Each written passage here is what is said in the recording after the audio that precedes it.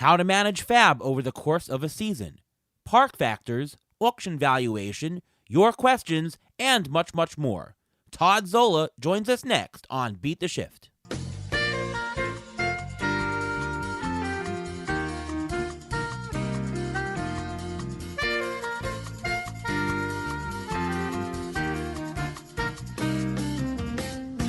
Welcome to another episode of the Beat the Shift podcast presented by Fangraphs. I am your host, Ariel Cohen, and with me as always, Reuven Guy. How are you, Reuven? I'm doing great. How are you doing today? I'm doing good. Sounds like Major League Baseball has informed their players and teams that they are planning at the moment to have a 162-game season. Think that'll happen, Reuven? I hope so. I mean, if they keep the way they were doing it last year, they were perfectly fine. It seemed to have lasted. I mean, they had a couple of outbreaks, but I think it's doable. It's definitely doable, and that would mean that spring training is about a month away. Well, tonight's guest on the show, he writes for Masters Ball, RotoWire, he writes for ESPN, and he's being inducted into the FSWA Hall of Fame this year. Welcome to the Beat the Shift podcast, Todd Zola. How are you, Todd? Good evening, gentlemen. How you guys doing? I'm doing fine. Doing great over here. Yeah.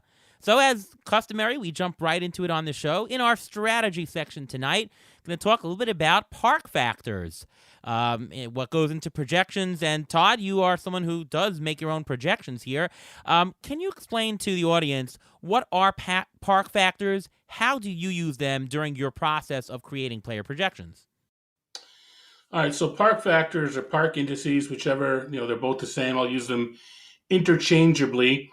Parks come in different shapes and sizes. They're at different atmospheric conditions as far as altitude and pressure and temperature and stuff like that.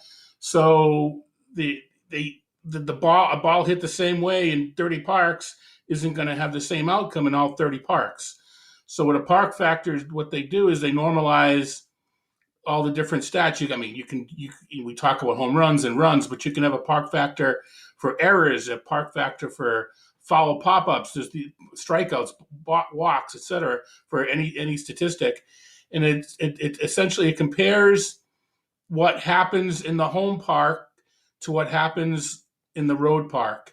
And by that, what I mean is it's you need to flesh out the team bias, so you compare what the home team's batters do and the opposing team's batters do in their home park, and you compare that to what the not the home team, but what the team and the specific team's batters do on the road and what their pitchers give up on the road.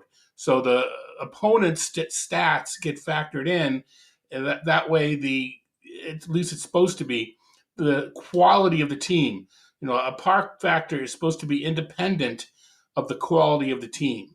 So that's the formula. It's supposed to flesh it out, the quality. It doesn't always flesh it out 100%, but so it's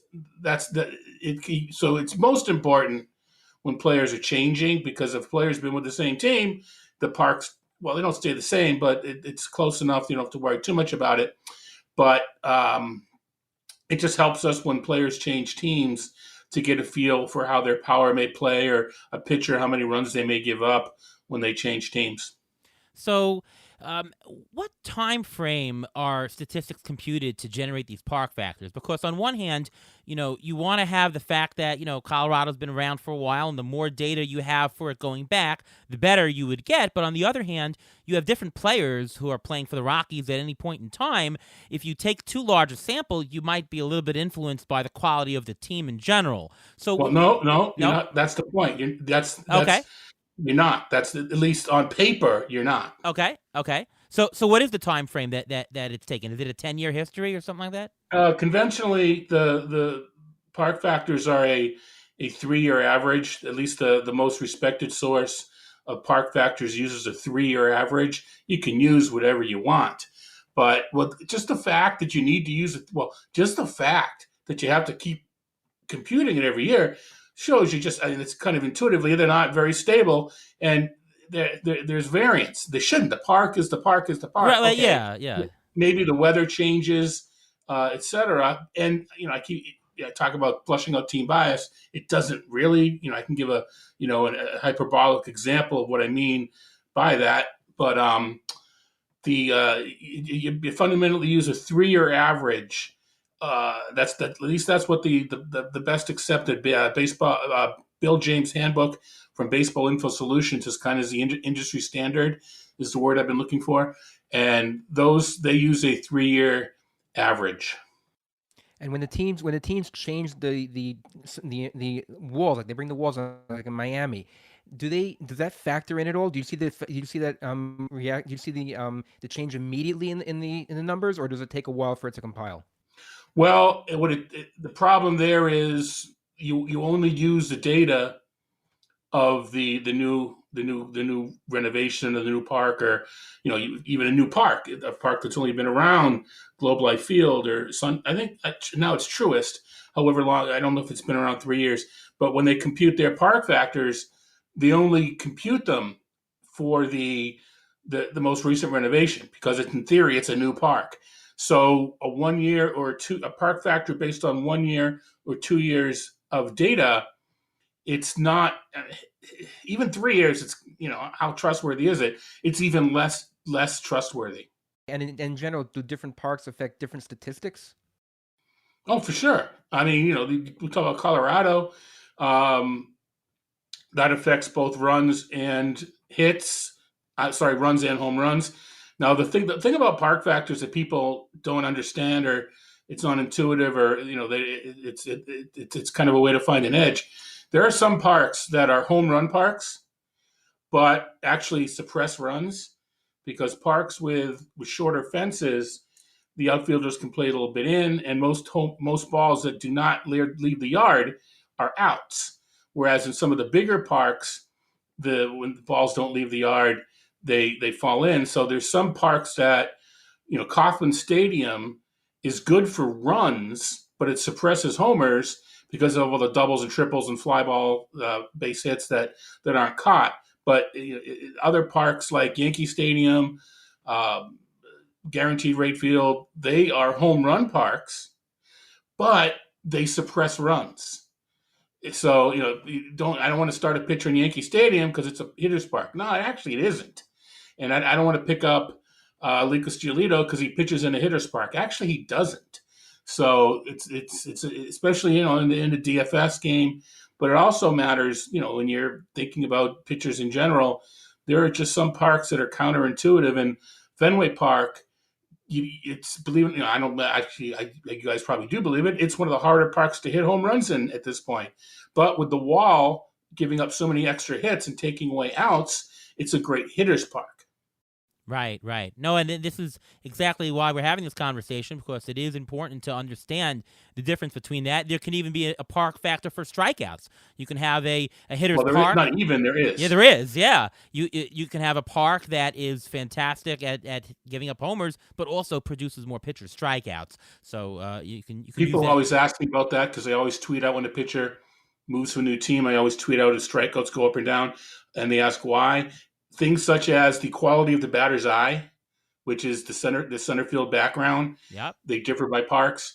The amount of foul territory helps or hurts. Pop-ups being caught or not being caught, an extra strike or an extra out, effect. I don't use the word impact because it's not really right. Affects strikeouts. And altitude conditions. Higher the altitude, the less the ball breaks, more likely to make contact, so there's fewer strikeouts. So the variance isn't that much, but when you're looking, 20 strikeouts, 15 strikeouts for a pitcher, he could jump up in rank, especially if you're looking for a strikeout pitcher and your ratios are set and you just want a few more strikeouts. This is where they do come into play, and Right. especially in daily games. Couple of questions about how you would do new situations as far as park factors. What do you do for the unknown parks? Ruvain mentioned, the Marlins walls coming in, or last year where the Blue Jays played at Buffalo, or maybe the situation a couple of years ago where Arizona went to the Humidor, where you just don't know what they're doing for the next season. Do you have to rely on some physics engineering data? Do you estimate it at a neutral level? Like, what do you do in a new situation? Yeah, at that point you look for similar parks and hope they play similar. You look for similar altitude and similar atmospheric conditions. It's a guess. It's there's some science involved if you can find similarities, but at the end of the day, it's a guess. And I mean, you mentioned the humidor. It actually applied because we had some data from Colorado how much it changed. So as I went through the data there and applied how much the change and applied that to Chase Field and actually came out pretty close as far as estimating how it would play. Now you also mentioned the humidor. Lost lost in last season was the fact that it came out kind of under the radar that Fenway Park, I think City Field, I think it's not Safeco, T-Mobile. I think I know City Field and I know Fenway Park. I think it was T-Mobile. All used the humidor last year, and Interesting. we didn't even know it. Interesting. It's just crazy. I don't. Did they use it the whole year? I mean, but it came out like under the radar, and so those parks now are. We talk about some of the Red Sox batters, et cetera. And City Field is already the best pitchers park in the league, and now they're making balls even go fly even shorter distances. I mean, what was that all about? Huh. So I found that to be interesting. Although some people think it's a precursor to the entire league using a humidor, that'll throw everything up in the air. But that's just another. You talking about short data from last year. That's just another factor. For what it's worth, maybe you're going to ask me, I don't know, but I'm completely disregarding 2020 park factors. The research I've shown says that 2 months is not enough data to generate a trustworthy response, not response, a trustworthy index. Because I looked at data from previous years and did 2 months worth of park factors, and they were just nowhere near the factor at the end of the year. So even for parks that have been stable, if you will, I'm just completely disregarding. Now, the source I mentioned, Bill James Handbook, does come out with park factors incorporating last year. It kind of disappointed me a little bit, but it's their book; they can do what they want. But I'm sticking with the previous year's park factors in my current projections. Right. Okay, so what do you do in the case of an unsigned free agent? So, if I'm projecting somebody and I have no idea where they're going to sign, I guess you would have to use an MLB average park factor. Although if you had a player who's more of a DH type, let's say Carlos Santana is signing somewhere, I would probably use an AL average park. I'm just curious what you would be doing and if it would be something similar. Well, the average is the average for AL and NL is just around 100 anyway. So Okay, okay. basically, 100 is a neutral factor. So Yeah. I project them exactly that as if they're playing in a park that's 100 across the board. Uh, I mean, you can make an argument that a player like Nelson Cruz is going to sign with a good team and possibly in a good park, but I just keep the free agent numbers at 100, and it's to be honest, it's one. I think that's one reason why. I know. Well, actually, Marcel Ozuna is a good example.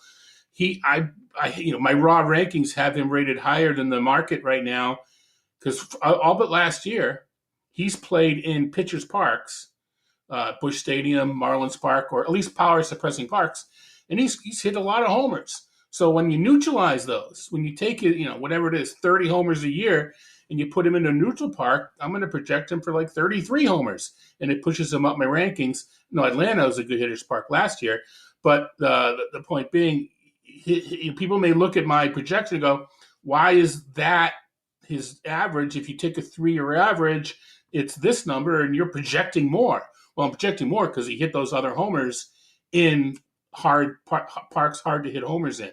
So Ozuna right now is projected as a free agent.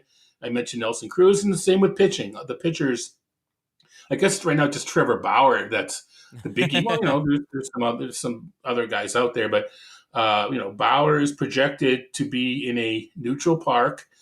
It depends on where he goes. Actually, where he's in the rankings, a park's only going to lift him plus or minus one spot probably.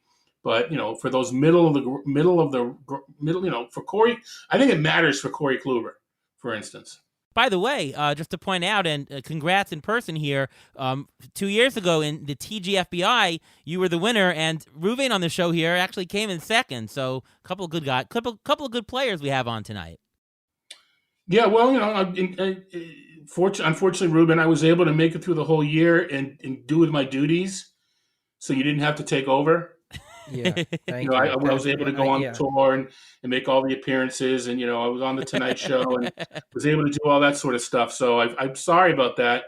I know the odds were that I collapse at some point, but it just didn't happen.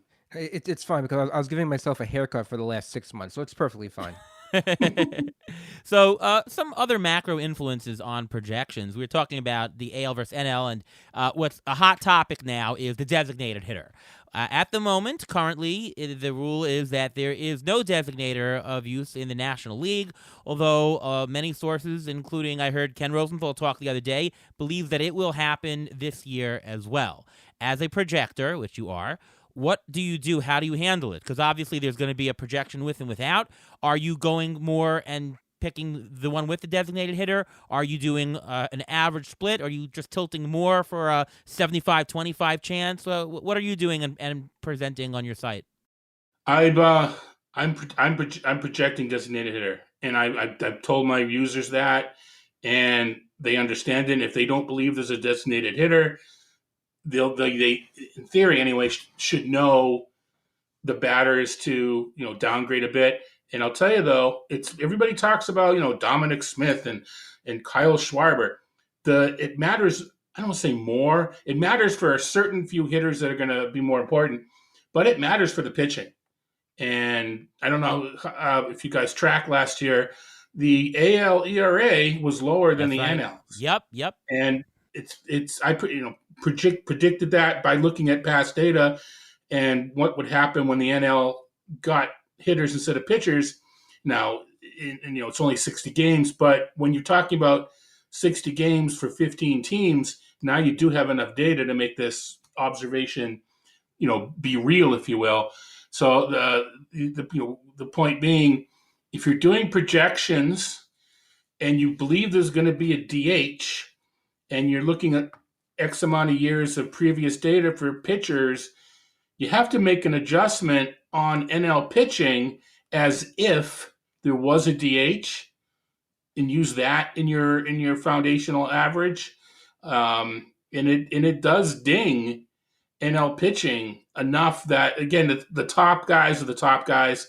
They're not going to be affected by more than one or two ranking spots, which is nothing at that point. But once you get to the middle of the pack, I forget what the exact number was last year. I think it's something like I had of course everybody's numbers are different. I think I had 57 of the top 100 pitchers in the AL, and it's usually the opposite in previous seasons. So to me, all right, we know that we got to be careful with Dominic Smith and JD Davis or Kyle Schwarber. Well, Schwarber's going to play. Some of these other players that are going to benefit. Maybe Buster Posey plays more if there's a DH because he doesn't have to catch as much. I think we know what to do there, but we're not sure what to do with those middle pitchers. I mean, to me, that's the bigger area of concern, especially because, as you guys know, you just can't afford to make a mistake with pitching in today's game. Yeah, absolutely. Now, in 2018, there were about 6,100 home runs. 2019, there was 6,700. And if you could extrapolate last year's total of 2,304 to a full season, it's around 6,900. Do you think that the ball's still going to be juiced? Are we still playing in that type of home run environment also in this coming year? Well, I mean, I know with semantics here. The ball isn't juiced. I mean, that makes all I'm saying by that is that makes it semantics intuitively makes it sound like it's bouncier. But what the ball is such that there's less air resistance, and that's what happened in 2019. That with the seams and some other things, the weight distribution, the ball incurred less air resistance. So I understand. I mean, I know everybody calls it juice, but I just kind of want to make that distinction a little bit. I don't know, and so I'm not. I'm letting I'm letting the weighted average do the work for me because some of the we're still pulling in some of the numbers from 2018. So I'm using that as the hedge. And I know 2018 doesn't get counted as much with most people when they use weighted averages. They use the more recent years to give them more weight. But even so, to me, it's that's that. If I'm going to figure out is it 85% chance, 80% chance, that is baked into using 2018 as part of the foundation for the projections. Okay, because it's also true with doubles because it's not just the home runs, it's the doubles. In 2018, 8,200 doubles, 2019, 8,500 doubles, and if you extrapolate out, it's going to be again be an 8,500 doubles. So it's not just home runs; it's hitting for power. It's not just the home runs. The ball traveled about 10 feet, and the average fly ball distance increased by about 10 feet. And you guys are familiar, your compadre there, Mike Potter, has done some research, and he showed that home runs correlate very well to fly ball distance, not home run distance, fly ball distance. And the ball traveled on the average 5 to 10 feet further due to the decreased wind resistance in 2019.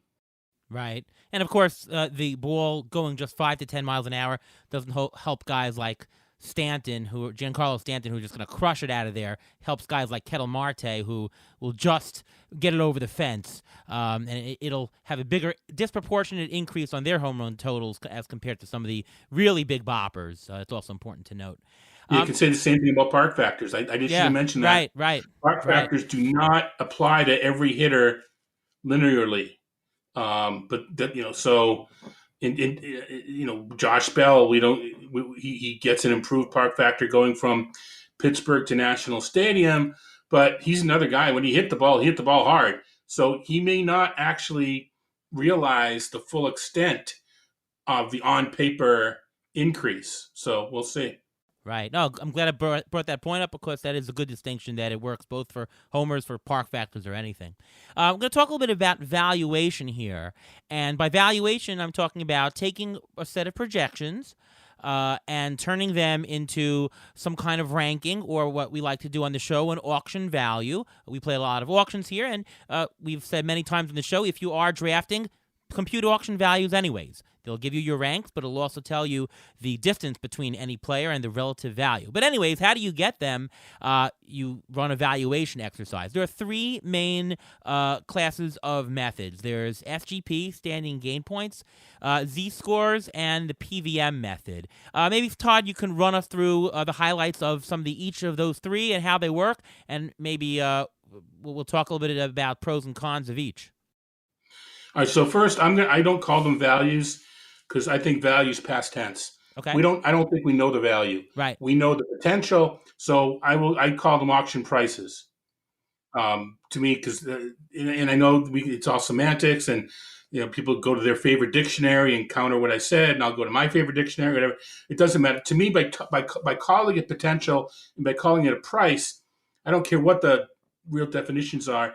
It hammers in the fact that they're not static, that they're not in stone, that they are a range, an estimate, a guess, and that's why I think the connotation is different. But I accept the fact that they've been called values forever. So I no longer, the older I get, I'm more, whatever that you want to call it value. That I understand what you're talking about. Yeah.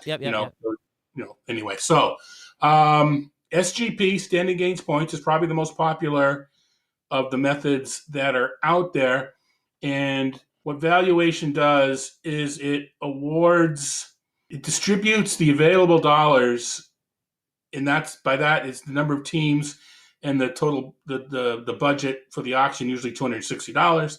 It distributes that budget over the entire player pool, the draft-worthy player pool. So if there's in a 12-team league, if you're drafting 23 players, it awards them over 12 times 23, so that everybody can fill a legal roster with a player of at least $1 and above. So, but all the three systems, so they're basically distributing the available budget over the draft-worthy player pool according to, their percentage contribution of some particular unit, some particular measuring device. In SGP, what the measuring device is, if 5 home runs increase or give you another point in the standings, then for every 5 home runs a batter hits, he earns 1 SGP. right? If 20 RBI, if the difference in standings is 20 RBI, and a guy has 10 more RBI projected than another guy, he's awarded zero point 0.5 more SGPs than the other hitter. But that's kind of what you do, is every player gets awarded SGPs for the categories. You add up all the number of SGPs. So some players may have 15 SGP over the 5 categories. Others have 13.7 and negative 2.2, et cetera, et cetera. And the SGP are added up for the player pool, and whatever the percentage of the SGP that each player contributes, he gets that percentage of the dollars. And zero sum economy. So when at the end of the day, you add up, if there are 168 hitters in a 12-team, 14-batter league, the 168th hitter is given $1, and then it gets scaled upward based upon the number of SGP. Standard deviation is similar in that each player is awarded, I don't know what it's, a standard deviation. We'll just call it a standard deviation. Whatever, a unit, however many standard deviations his projection is, you add up all the standard deviations of the positive player pool, and the percentage, the percentage that player contributes to the total standard deviations is his, air quote, value or price. PVM, percentage value method. Here, it's straightforward in that it's not worrying about standings or standard deviations. If you hit 40 homers, you're getting the credit based upon the total number of homers in the positive value player, in the draft worthy player pool. If you steal 35 bases, you get your stolen base dollars allocated based upon the percentage of stolen bases related to the entire pool. And then again, there's some algebraic manipulations to make the numbers, logical at the end, but you add up the categorical contributions, and that's how the PVM, percentage value method, that's how it comes up with this. So it's measuring stick, if you will, is the statistic itself, the percentage in itself, leaving out some of the in the weeds things, replacement and some other things. Todd, how do you make it so that the last one's $1, et cetera, marginal value? That's kind of the rough review of the different systems. Right. No, great stuff about doing that. So the question, of course, is which one do you prefer? And I'll tell you my perspective. I think it really depends on what the league situation you're in. So I'm an actuary, and we do some analysis when we're projecting losses, fires that happen in buildings. And there's 2 types of analysis. You can do an experience and an exposure. Experience is saying, look at all the fires that happened in the past and see how often and frequently they came and how severe it was. But then there's number 2 called the exposure method, where you have some policy limits and you have houses and you look at the industry and see how houses happen there with the value limits elsewhere, and you apply it to your current portfolio. So that if you, let's say you, got more expensive buildings now, you wouldn't be able to count on old experience because you don't have the same portfolio of houses. But if you look at what the industry has done and apply it to what you have, that's a better method. So I like to use SGP for leagues that I've been in for a while, where I know what the standings gain points are. I know that stolen bases are important. I know that it's very sticky. I know that that four stolen bases really gets you a lot. But if you're in a new environment, if you're in a new league totally, or if something about the baseball has changed dramatically, I prefer the Z-score, the standard deviation method, because it's a more general term. You don't have to know how standings went. You just use the dispersion, the math inherent in the population, and that tells you how to distribute points. Do you agree with that, Todd? And what do you use? I agree with the principles, but I don't know if I should say the spoiler now or I'll keep the spoiler to the end. First, SGP is inherent. It's terribly flawed. You don't start gaining points in a category until you eclipse the last place team, Right. right? Right. So what you've done, you use SGPs. Is the homer and the steal SGP pretty close? I don't think so. It is. It's usually pretty. It may be widening the past couple of years. I don't know how long you've been doing this sort of thing, but they've been historically they're pretty close. And the NFBC They're last year, stolen bases were worth a lot more per stolen base than homer. It has widened. It was closer. Now it's far. It could be double. It's okay. Well, the close. other okay. Well, okay. Now the next question is the last place team in steals versus the last place team in homers. Are they close relative to the number in the category? The No. the answer is no. No. Teams punt steals. Right. Right. Teams don't worry about steals. Right. So the barrier to start earning points is much lower in stolen bases. Right. Right. So that to me that's the difference is that if you sort of you can actually convert everything, and I've written about it. It was so many years ago at this point. And if you figure out barrier SGPs, what ends up happening is some of the barrier SGPs, the amount of steals that a player gets just to start earning points. Well, some of those SGPs go into the barrier SGP of homers and RBI. So at this point, there aren't as many guys to use as an example. But it used to be Billy Hamilton and some stolen base only guys. I mean, I guess we can say Mondesi, but he hit some homers too. Malik Smith, maybe, but he's no longer that relevant. But the point being, some of his SGP get put towards the barrier SGP of the other categories, and it just throws the whole thing off. Now, you know what? I'll save the final statement to the part of the spoiler. And so this is a theoretical flaw. Yeah. Yeah. I'm not saying it's a practical flaw, which is kind of a hint towards a spoiler. And can I guess the spoiler, by the way? Can I guess it? Yeah. The spoiler Yeah. is that all the methods are really the same in terms of they're all taking some kind of factor per statistic and using it. Whether you generate it from a standard deviation or not, you can make each other meet if you scale something up or down. Procedurally, they work the same. Is that the spoiler? No. All right. Well, that's another spoiler. No, it's not. And what you're saying is true. Yes. Yes. Because when I wrote about SGPs, I showed how you can incorporate this barrier SGP method into fixing the method, and when it's happening is the values kind of parallel PVM. Yep. So real quick, my issue with standard deviation is it's wonderful, it's elegant mathematics, but how do we know that if a player is X standard deviations better than another player, that he's X much better for fantasy? We don't. I mean, there's no basis other than elegant mathematics that the math works out.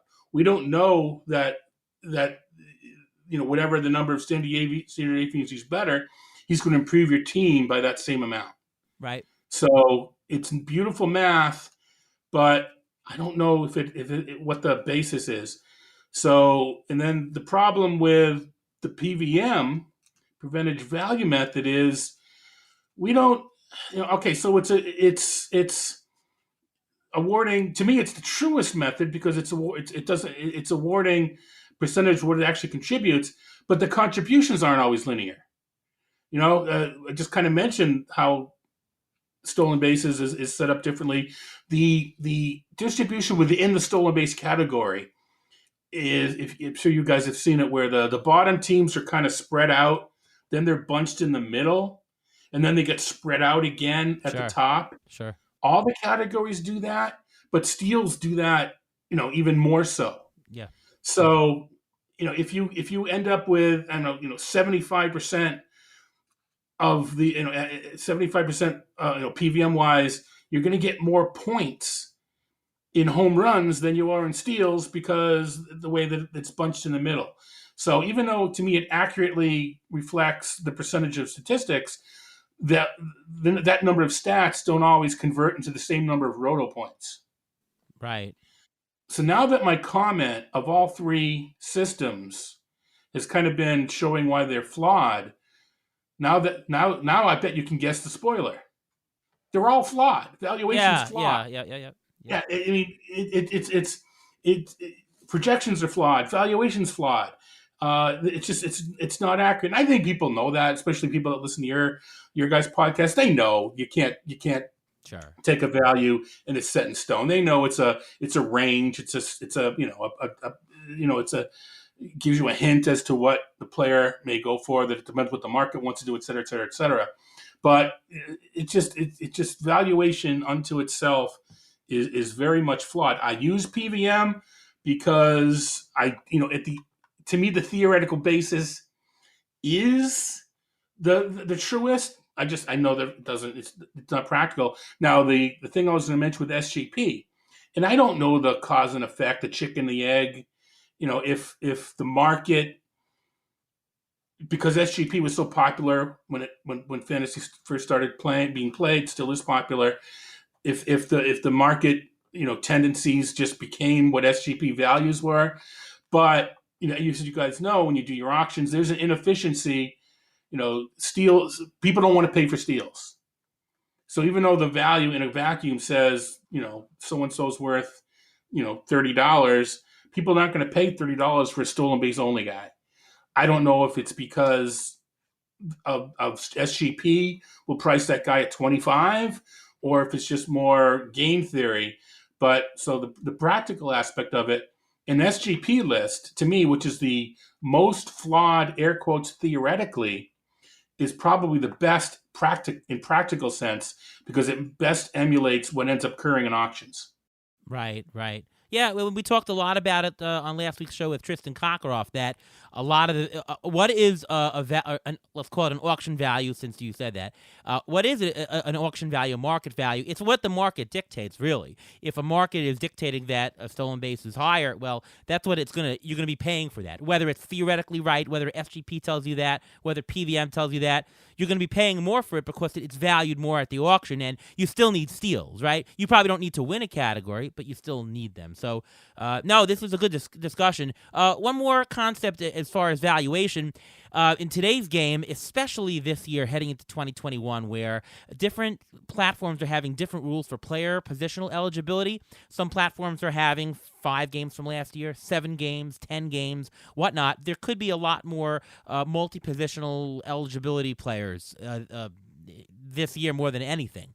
How do you deal with that in valuation? Are you taking the regular numbers and doing it as such, but everyone who has an extra position adding $1? Do you have a formulaic approach to give more value to positional eligibility players? Do you think there shouldn't be any more value given? I'm very curious to hear your thoughts on it. All right, so in a vacuum, the player themselves do not contribute more value, more stats, more production to the team. What the multiple position eligibility does, it allows you to maneuver your lineup so other players can be on your, better players can be on your roster.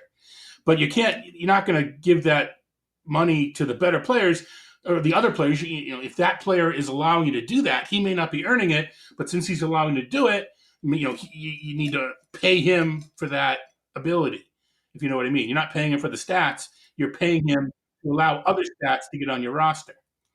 Now, the catch is, and I wrote about this during the break, and it was probably one of the most reviewed, the delay of last season. I did a long series of essays on RotoWire, breaking down the 2019 main event NFBC. The usefulness of a multiple position eligibility player is contextual to the format, and which is why I don't universally bake it into my projections, into my numbers, because it matters. The format matters. I don't want this kind of loaded question putting in the spot. So I'm warning. I'm going to do it anyway. Sure. In the NFBC main event, do you guys, or even the TGFBI, do you guys pay extra for, reach for? I know it's a draft, multiple position eligibility players? Do you target them? Ruben, I'll let you answer this one. Not necessarily. I go for value, and if the player happens to be multi-positional, that's fine.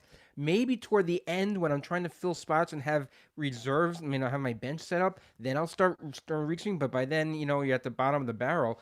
But I don't. If you reach for it, you're going to lose value earlier on, and I don't like losing that value just to get a guy who has two positions more than once in another player. I agree with that, and I'd say in the middle, it's more of a tiebreaker for me. I'll take the tiebreaker, the guy who has more eligibility. At the bottom, you can give a little bit of an oomph when you're picking bench players to pick the bench player that might give you more flexibility, but I don't really go overboard. And of course, the NFBC is the example of where it's a limited bench, and you need to use your bench. It's a non-trading league, and there's no injured list spots. If you did have injured list spots, of course, then if a player gets injured on your team, you put them on the IL, you pick up a new player on the waivers, and you can pick any position you want. So multi-positional eligibility helps you more. It should be valued slightly more in a format where you have a limited bench and no IL, right? You agree with that, Todd? No, you say valued more in a limited bench with no IL, or valued less? Valued more, because if you have less maneuverability. Okay, so the example you just gave is, I think, well, it should be valued less. All right, so let me ask another quick question about that. In the draft championship format, 50 spots, 15 team draft and hold, do you put a premium on multiple eligibility players? Not as much. I would think not. I don't play a lot of that format, but I would think it's not as much because you do have a deep roster and can fill in anywhere. I think because you haven't played them very much, until you experienced it. It's the opposite. I can understand thinking that way. All right, so let me. I guess. Go back now. Yeah, I guess maybe it is the opposite, because if you have the ability to put a player at any position, then, well, you're helped by it. You don't have to play even a superstar who doesn't have a good week because you're, some guy at the bottom with more eligibility jumped up. So I can see that as giving you more value. Well, all right, so to as far as in the main event, I say the right answer, but the data shows the championship teams, the teams that competed, did not target multiple eligibility players. And I found that to be, to me, the most eye-opening, because I originally thought, I want the multiple eligibility players. And you talked about leaving money, profit, value, potential, whatever you want to call it, on the table. Well, the notion is by drafting, Cody Bellinger over Freddie Freeman or whatever, early on in the draft, because you have the flexibility to move Bellinger around, that whatever you lose, you make up for in season management. That's the concept. Yeah. So, but Todd, my counter to that research of that. Well, I'm going to counter myself. Oh, okay. All right. Go for it. Go for it. Yeah. In the NFBC with a 7-man reserve, and you've got a closer in waiting. You've got 2 minor leaguers, and you've got 3 hurt guys, and you've got a streaming pit. You don't have enough players, enough batters to take advantage of the multiple position eligibility. So even though that you can move guys around, you're not going to be able to improve your roster because you just don't have the arsenal of available players to take advantage. So my other counter to that is, if you're looking at who won the championship and whatnot, part of the people who win championships in the big overall in the NFBC is because they had a lot of things go right. They didn't have that many injuries. If you have a team that is suffering injuries, you might have more of an advantage having those multiple injury players. If we talk a bit about COVID, if you have a lot of players on the St. Louis Cardinals from last year that all of a sudden didn't play, you would have been helped out if you had a player with multiple eligibility. Now, no, not if you don't have an active player to take advantage. If you can have all the eligibility you want, but if you don't have a player on your bench that you can put into your lineup because of that flexibility, then it doesn't do any good. That's the problem. Is that you in the draft championships, when you've got 50-man rosters, you have the depth of the roster to get the strongest one out there every time, especially once injuries start to come in, because every player with a multiple position plays, is like 2 different players. Interesting. No, I'm glad we're having this discussion. Again, Ruve and I, as we said, we don't look for those multiple eligible players, except for at the end, just to fill in. And If, they, tie if you're looking at two players, right? If you're looking at two players and you don't know tiebreaker. they're out exactly equal, but one's eligible for more than one position, Right. that's the tiebreaker. It's a tiebreaker. Right. Right. Yeah. Well, it's also based roster. on value based on value of the certain player. If that's the tiebreaker, then obviously you go with that. But Yeah. I mean, otherwise, it doesn't make any sense. Right. So you're basically. Well, the other thing too is we're talking value.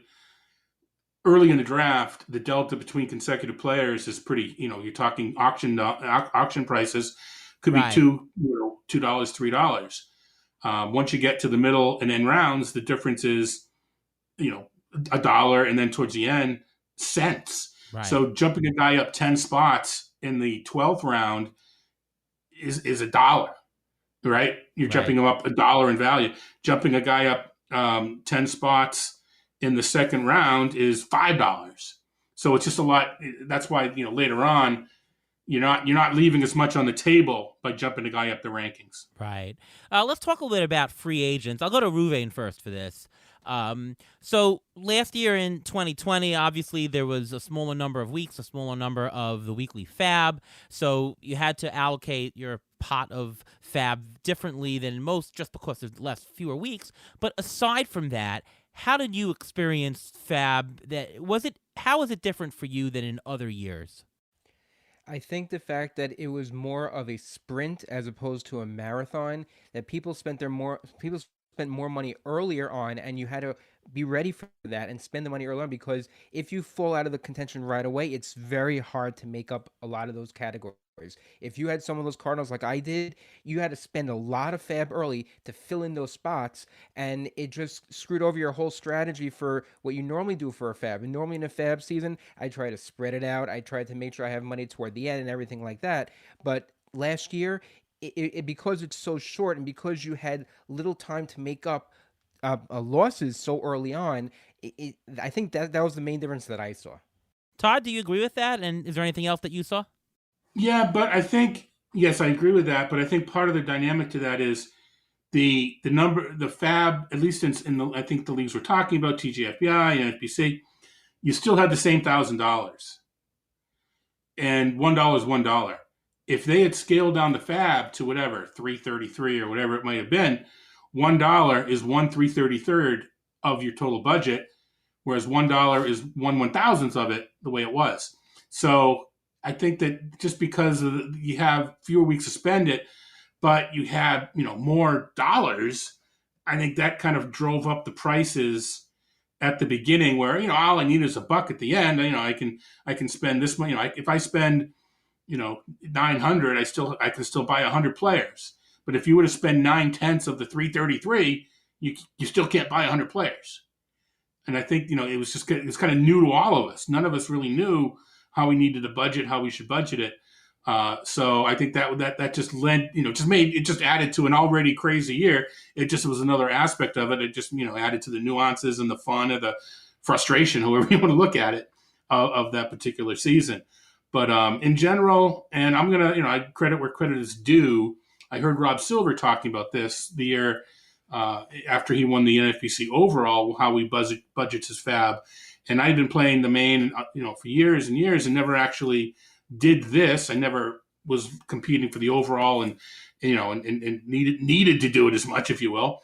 But you kind of work backwards, and you say to yourself, I need X amount of dollars each week to manage my roster, whether it's to buy a streaming pitcher or an injury. I'm going to need whatever the number in your head that you want it to be, $10, whatever it might be, 15, 5, whatever. That's up to you how you manage. But so if it's a 26-week season and you figure you're going to spend $10 a week on roster management, you've got $260 of your budget just off the table. The most you can bid on any one player is $740, and still leave yourself with the $10 every week. So, doing that, it kind of sets the maximum how much you can spend each week. Of course, you're not going to spend $740 in the first week and only have $10 every other week. But to me, that I never actually thought about it in that way. It's always, I'll leave myself enough. Well, how much is enough? So I went back at previous years and how much would I spend? And sure, you're not spending $10 every week, and some week you have to spend 40, but you kind of figure out on an average. So first I do that, and I did that last year, and because there was $1,000 overall budget, that's why I can spend a lot more early because I'm going to spend the same $10 that I would have in any season because I don't think numbers are going to change that much. So that's one thing. But then it's just a matter of to me it's a matter of need and trying to figure out what your league is doing. I know our buddy Jeff Zimmerman has a grandiose plan to be able to predict FAAB bids, and he publishes it every week. And Yep. God bless him. I love the outside the box thinking, but I don't read it because I don't think leagues are going to follow it. I think it's more important to understand what your league does, and okay, I need a closer. This guy needs a closer. Every time a closer is up for bid, this guy bids this much, so I need to outbid him and bid this much. To me, that's the better approach. I have a few comments about FAAB. Well, first of all, I do agree with the allocation thing. I think it's important to leave you X for what you're going to do in September. I find myself, with Ruvain, of course, that we like to have some two-start pitchers, some players with good schedules at the end. And you have to have you want to have the hammer at the end, and so you want to set yourself up for that. Part of going with that is also making sure where you are in the pack, right? So if everybody in your league is spending very much right away, you know that you're going to be ahead of the pack. And Right. you can probably spend a little bit more than you want because relative to the rest of the league, you'll still be good, right? You Right. can't just do things in a vacuum. You got to do it relative to the league, and of course, league history helps, but you can also manage it in season. The other thing that I'll also say is that in terms of spending, I find that these large bids, there's very few situations that spending 40% of your FAAB on one player is going to completely fix your team. I'd much rather go for a better return on investment on every dollar, right? If you spend a smaller amount and you hit on a player, you get a better return on investment, right? If you spend a lot, you're not going to get a good return on investment no matter what you do because you're spending a lot. So I tend to want to make the bid not to win the player exactly, but to make the bid that will give me a good return on investment. And if I don't win every single player that I bid on, it's okay. I need to bid enough. If I have injuries, maybe I have to spend a little bit more. I'll get my fair share because not everybody is interested in the same players. But I'm mindful of my spending and I temper everything during the year because I want my dollars to count per player, and it gives me value and dollars at the very end. What I'll say about the short season, though, is you to use another insurance thing, when you're filing regulations with the government and I think our rates have to be this much this year, there's two procedures. You can do use and file or file and use, where you file it first and you wait for the government to approve before you start using it, or use and file. You use it, you file it, and if they disapprove you, then you stop. You got to do that in fantasy. Sometimes you don't have time. You pick up the player because you had a hot week, and you pray that it's going to amount to something. You don't have time to wait, especially in the short season, for it to actually happen. So I think that's what happened last year. The question is, and I'll go with Ruvain first, is how much of that do you think is going to go and affect FAAB next year? I mean, COVID is still around. People might be churning their roster more because of injuries or teams missing a week or two because of COVID. Do you think that some of those principles are going to apply and go over to 2021? I don't think 100% because of the size of size of the season. Because it's going to be supposed to be a full season, I think we should go back to what it was in 2019. COVID was a quote unquote injury, and that should be treated just like a regular injury. And a lot of leagues in general, not the money leagues, not the big money leagues like NFBC, but home leagues are adjusting already to that, creating more of an IL, more room for these players, so that you can have more room like this. And I think that we should really go back more to the 2019 2019 thinking as opposed to the 2020. Yes, there still may be some outbreaks and you may still have these issues, but I think you have to treat it the same way, especially because if you look at the injury numbers, if you take out the COVID related absences, then the injuries were at the same pace as 2019, basically almost the exact same pace. That being said, it should be treated just like the 2019 season. COVID will happen, but you don't know when it's going to happen. It's just like a regular injury. So I think go back to 2019 and throw that 2020 out the window because of the fact there's only a 2-month season. Todd, what lessons are you taking, and are you going to change your FAAB to match some of what you saw in 2020? First, I'm gonna just not so much dispute, but disagree with Ruben's take there, primarily from the point of view of a commissioner, in that it's a nightmare running a private, a league among friends, workmates, whatever, in the COVID environment, because it's probably not going to be as bad, but we don't know it, and then you're going to get requests for rule changes in mid-season and this and that, and to me, you want to just play it safe. Make the rules whatever. If you had a separate IL for COVID, keep it. If you have special rules if you're allowing certain scenarios for the player to be on an IL, keep the same rules for 2021. It's not a big deal. It's a private league. It's supposed to be fun. It's supposed to be an escape. It's supposed to be not burdensome, especially for the guy running the league. So I'm, just kind of a comment. Now, I understand high stakes is a little bit different, and they didn't even make any changes last year. So obviously, they're not going to make any changes this year. But I don't know. I don't think I'm gonna do a whole lot different with the way I handle FAAB, because I think you kind of alluded to it, Ariel, and I'm pretty sure you guys both do this. But to me, one of the tricks with FAAB is you want to be a week early, not a week late on the player. You want to get in on the player before the market is, because it's just cheaper. And usually, if you look at the underlying numbers, and it may be that a batter's we have this data now. A batter crushed a ball a particular week, but just didn't get the results, or a batter who's been in a slump didn't strike out as much a particular week, but we just didn't see the results. Both of these portend to a hot week, a good week. So if I can find players who I think are haven't had that week yet, but look like they're going to, you don't have to pay much for them, because chances are not everybody in the league is looking at those sort of players. And it's not the same thing, but you talk about streaming pitchers. I'd be willing to bet that you both take a look a couple weeks in advance. You bet. And if you have the roster spot, if you have it available, you'll pick up a pitcher to stream, a week before he actually has that 2-start week.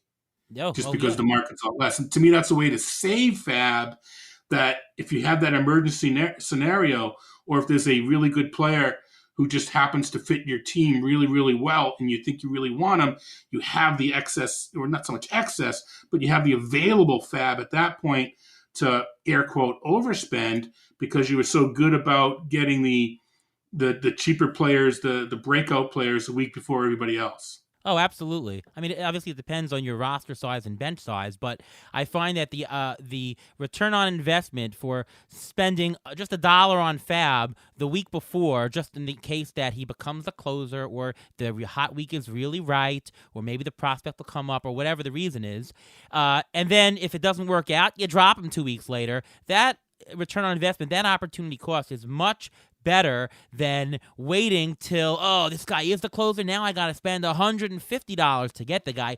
You're going to get more use out of just the one roster spot for 2 weeks and the $1 FAAB than picking up the $150 closer, when you could have picked him up for $1 the week before. And you can do that with any spot at any time. So I agree with that.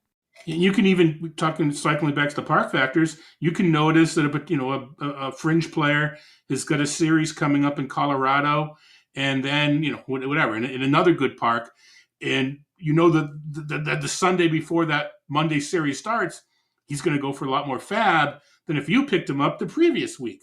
So that's to me a way to use your FAAB smartly. And then you can be a little more reckless. Yes. When in an emergency situation. Absolutely. The schedule is your friend, and you should be using it. And the last question I have on FAAB is, and this is really a tough question because there's no right answer, and often because of injuries that happen, often dictated. What do you see yourself spending on more during the season? Is it taking advantage of the schedule? Is it getting the statistics? Is it the two-star pitchers? Is it the finding the high-skilled players? What do you find yourself spending more FAAB on during the season? I think it's pretty equal amongst all those back end things. This is assuming, and again, it's contextual. I have the big injury, this, that, the other thing. Right, I'd right. like I'd like to think that at least the plan is to spend fairly equally on those kind of the things that we've talked about, and then adjust to the context based on needs. If my stolen base guy got hurt, or sometimes it's not even that he got hurt. If you aim, I kind of explain how stolen base category is distributed. It makes sense to try to aim towards the middle because a few extra steals isn't going to get you that high. But at some point, you notice, geez, the way my league is distributed, if I get another stolen base guy, I can get this many more points. Then you want to get that guy. So I think, in theory, I'm going to spend it fairly equally on what we'll call it the smart buys, the double starts, the barks, that sort of thing. And then it's playing. If a guy gets hurt, you gotta invest, especially if his backup's pretty good and he got hurt on your team. You may have to spend more because he's a good player, et cetera. So I don't know that I can see where some people are going to answer starting pitching. I think it's I kind of like this because I think the hitting, I think using hitting, streaming hitting is an underrated aspect of playing, especially in FBC where there's two times a week, Monday and Friday move. I think that's an underrated way of adding a few more points onto your roster is streaming hitting. Absolutely. Let's go to the mailbag. Let's go to Ruvain first on this one. Jeff Anderson asks, with the small sample size of 2020, any guys we should be buying into? Corey Seager to Brian Hayes, or avoiding Benintendi or Semien? What say you, Ruvain, about those guys? Now, those guys, very, very, very, very wide range of variabilities with them. Corey Seager, his hard hit contact was up, his K percentage was down. That tells me you should buy into him, even though it was a short time. Plus, he has the pedigree. Okay, so he's been around for a couple of years, and you know what he was getting, and he's actually fully healthy, coming back from surgery a couple of years ago.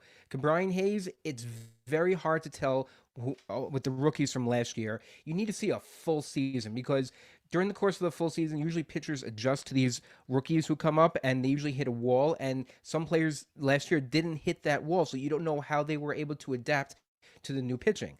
Now, when it comes to the players who were down, you mentioned Andrew Benintendi. It was his fourth year. He was injured. His hard hit rate was down, but the whole team struggled. So I think that he's a guy you can actually buy low on if there is a change of scenery. I think that he has something mentally. He has a mental block. That's my opinion on it. And I think that if there's a change the scenery, I think he'll do a lot better. And when it comes to Marcus Semien, I've always been high on him, but he's only really had two really good years. He's got a floor of about 250, batting 250, 15 and 10. But you can't throw out what we saw from last year. He didn't hit that well. And what are you getting? He's already on the wrong side of 30. He's going to sign a contract in the next couple of days, probably. And we don't even know where he's going to play yet. So I'm a little nervous about Semien. I'm a little nervous about Benintendi if he's still a Red Sox. And I'm a little nervous with all rookies from last year. Todd, do you agree, disagree on those? Yeah, I mean, to save time, yes. I'm going to make a more general statement. Actually, I'm a Red Sox fan. I'm going to say that, Ruben, Alex Cora coming back is a change of scenery. And while I understand what you're saying, I don't think we can undervalue, there's that word, understate the importance. Teams take on the personality of their manager, and not that Ron Renick was a bad guy, but he wasn't exactly a fiery guy. And I think, and not that Cora is, this fire plug either, but I just think they missed that. So assuming the whole sign scandal doesn't affect that aspect, I look for Rafael Devers and some of these other players that were down a little bit to pick it back up. I'm just worried a little bit about Benintendi in general.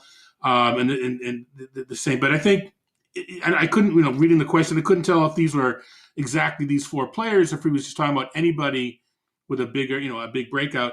I want a reason, and maybe it's subjective, maybe it's a narrative, but I want a reason for either good or bad, and just not looking at the numbers and looking at that. So a guy like all right, Zach Plesac. I know he's I don't call it hot button, but very polar player. He's the way he's being drafted, very very aggressively, and while I agree that Zach Plesac is better than I thought he would be. He has improved his skill set.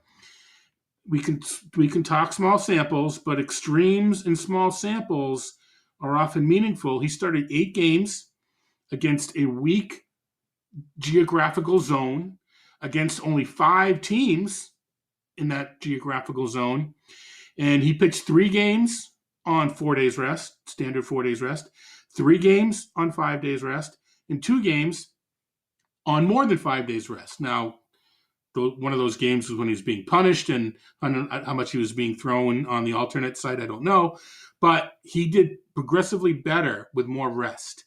So let's see what Zach Plesac does against a tougher schedule, throwing every 4th game. So here's an example of a breakout that I'm not buying into. Not because he hasn't done it before, because I see some stuff under the hood that scares me a little bit. So I'm behind the market on Zach Plesac, and sometimes you have to be willing to be wrong. I'm willing to be wrong. Todd, who would you rather have, Cabrian Hayes or Franmil Reyes for the same price? Oh boy. I guess if I'm taking a shot, it'll be Reyes, but neither of them really fit my mode of players. I do like what we've seen from Cabrian Hayes, but he kind of like what we said about Plesac. He batted against the weakest pitchers, over a short amount of time. Let's see what happens when he sees a wide array of pitchers, et cetera, et cetera, et cetera. If I recall, I think I like Hayes' approach. The plate skills. I think I like those, which led me to believe in him, but Reyes. The problem, I'm not convinced he's going to play 150 games. I like Hayes, but I think there's just so much helium on him. He's going to pick 130. It's just such a small sample size for him to be going that much. I just for the record, I like Franmil Reyes so much more than Cabrian Hayes. It's not close in my opinion. Yes, you ask in a year, we both may change our minds, but I'm with you. I mean, the same area. Give me Gio Urshela over, and it sounds like they're going around the same area. Give me Urshela over Hayes. Urshela may even be going later than Hayes if he's going 130. I'll take Urshela over Hayes. Yeah, Urshela is going. He's going a little bit later than Hayes. But I would rather have Urshela than Hayes. Yep. And ATC projections agree. ATC projections are going to come out next week, and you'll see all this for yourself. Let's go to the next question here. It is from Morgan Day, who asks, it's a keeper question. It's an interesting one. He says, I am needing to extend Tatis in a 5x5 NL Roto auction keeper league. His current salary is $5, plus $5 for each additional year of control. What would you say is his floor over the next 4 or 5 years in that format? $20, $25? So it's a case where Morgan is trying to ask, how many years do you think he should keep Tatis for with that scheme where it's $5 and then you add $5 each year to know, hey, should I give Tatis a 4-year contract, a 6-year contract, such that it's pretty much arbitrage that you're always going to win. What would you do with Tatis? Would you give him a 5-year contract or more, Todd? I mean, I understand what he's thinking, and you can approach a different manner. The floor. I don't know. I look at him. He's going to be a $40 player over the course of what we're talking about for the contract. So then it's just a matter of how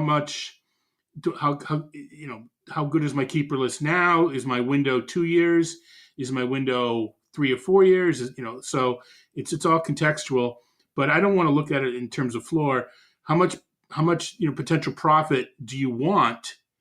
And of course, you spend them. If you make them $30, in theory, I'll knock on wood, you're going to get $10 to $15 worth of profit.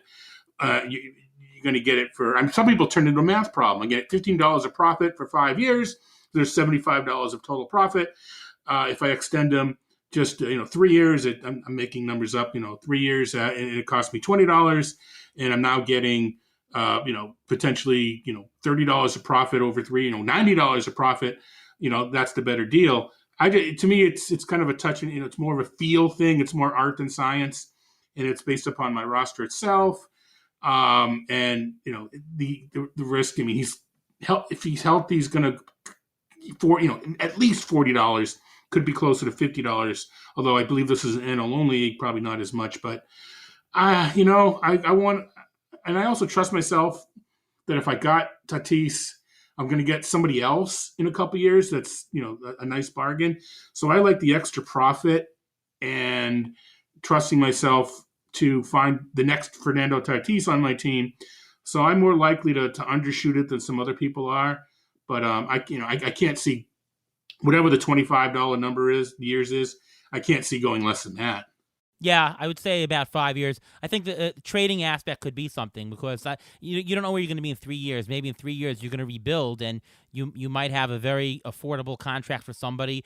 You should rig it so that you can get maximum trade value at any point. I think that should be a factor. Anything to add, Ruvain? Yeah, I think I'd go on the lower side of that because he's going to max out his profit in 3 or 4 years. I think his floor is maybe 30 homers, 50 stolen bases between a 268, 270 average. That's his floor.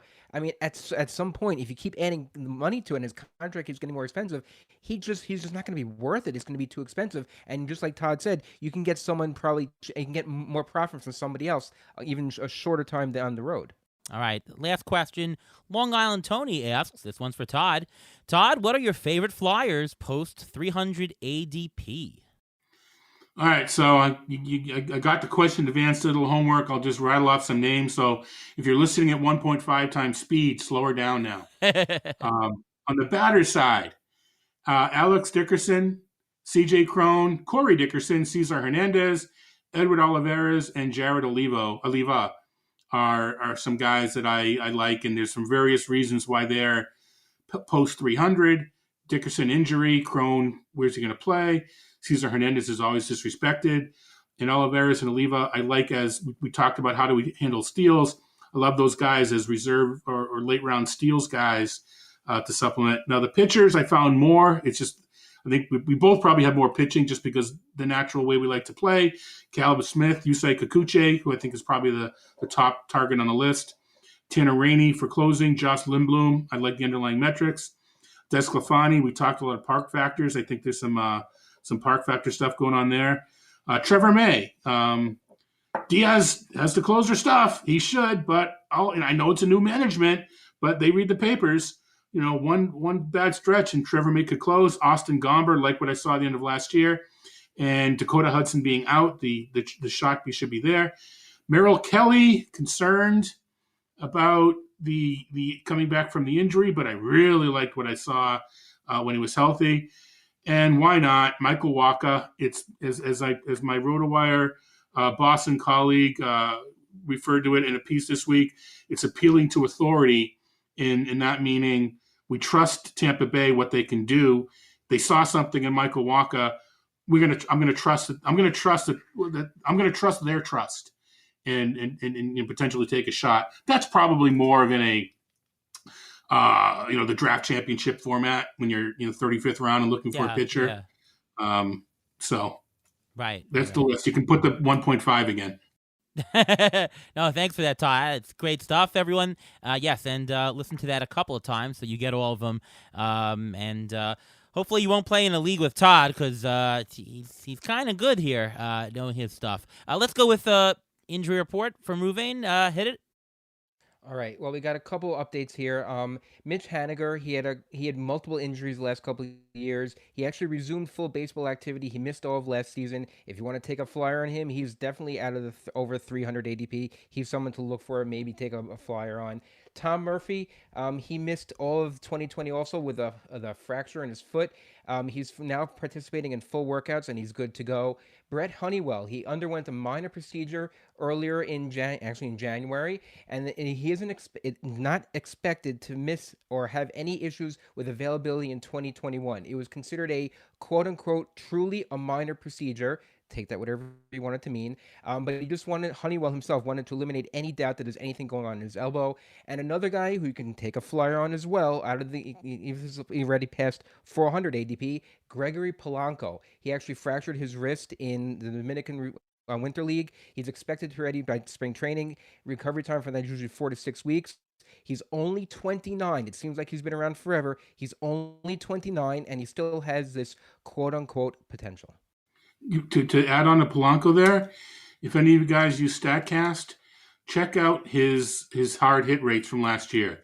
He struck out a ton, but when he made contact, he crushed it. So I'm with you. I'm taking my shots on Polanco as well. All right. Well, that brings us to the end of our episode. I want to thank you so much, Todd, for coming on. This was a fantastic episode. A lot of information, a lot of theoretical stuff, a lot of math stuff. You definitely challenged and gave counterpoint along the way. So this was a lively episode, and thank you so much for coming on. No, love what you guys are doing. Keep it going. I'm really happy to be on. It's podcast season, so you guys are my first. So I'm happy that you guys beat the crowd and got me. So it's good times. Oh, we're so glad to have you. Why don't you tell the audience where we can everyone can read you, follow you, and where we can find all good things Todd Zola. All right. Well, how much time do we have? No. Actually, it's been pared down a little bit. Masters Ball is the home base, is the mothership. I have my own subscription service there. I write freelance for, kind of mentioned them already, RotoWire. And you mentioned Tristan, ESPN. I work with Tristan and Eric and AG Mass over at. I do some behind the scenes and in front of the scenes work for ESPN. I do a not this weekend, but depending when you're listening to it, soon enough. Back on Sundays on Sirius XM Fantasy with Jeff Erickson. We're going to be doing our Sunday afternoon show, Fantasy, and I'm already doing on MLB Network Radio with Clay Link every Saturday, 5 to 6 p.m. Eastern. Clay and I do an hour, not the fantasy channel, but MLB Network Radio. Clay and I talk there. We'll be doing a podcast with Clay every Friday coming up, and can be found on Twitter. And one real quick is recently I took over the Roto Junkies forum. And basically, I know Twitter's great, but I'm a forum junkie, and there's a lot of history on the Road to China. It spawned Paul Sporer, who you may or may not have heard of. Never heard of him. It spawned Jason Collette, who I took over from running the administration from. So anybody out there that wants to have some baseball talk off of Twitter, I can't promise you it's going to be nicey the whole time. There's a lot of political talk on the forum as well. But if you want some baseball talk, if you go to rjbullpen.com, rjbullpen.com, it'll redirect you to the forum. You can register, and you can get do some off Twitter, off Facebook baseball talk. And I can't promise you that I'll contribute, but I am now the overseer, and I will poke in once in a while. Oh, so much stuff there. Ravane, why don't you tell us where we can read your stuff? You can follow me on Twitter at MLB Injury Guru, where I tweet out weekly and daily updates of injuries as they come out. I also have a weekly in-season article on RotoBowler detailing all the injured players as well, which will be starting up actually in a couple of weeks. And my name is Ariel Cohen. You can read my work over at Fangraphs, Rotographs, CBS Sportsline, and RotoBowler. The ATC projections are going to be coming out in just a few days. This year, we're going to be having some volatility statistics. Now, what I mean by that is that since I look at a number of different projections underlying, there are for some players, projections agree a lot. Some players' projections do not agree. They're all over the place. So there's going to be a sense of volatility around how tight projections are. There's also going to be a skewness, right? There could be some projections some players that projections just go up. some of them just go down. So we're going to put some volatility metrics so you can best understand the variance surrounding what I look at each and every year. That's coming this week. They're going to be on Fangraphs. Stay tuned. It is going to be ATC drop week, the best week of the year, other than probably playing your fantasy baseball drafts and playing the whole season. No, I'm just kidding. No, very exciting week. We're very excited here. And that's coming up real soon. All right, well, that's it from us for the Beat the Shift podcast presented by Fangraphs. I want to thank Todd Zola, our guest tonight, for being on the show. ATC projections coming soon. And from all of us here, we'll see you next time.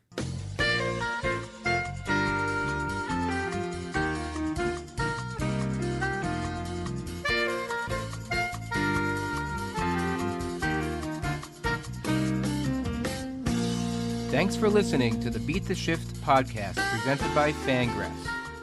Follow us on Twitter at beat_shift_pod.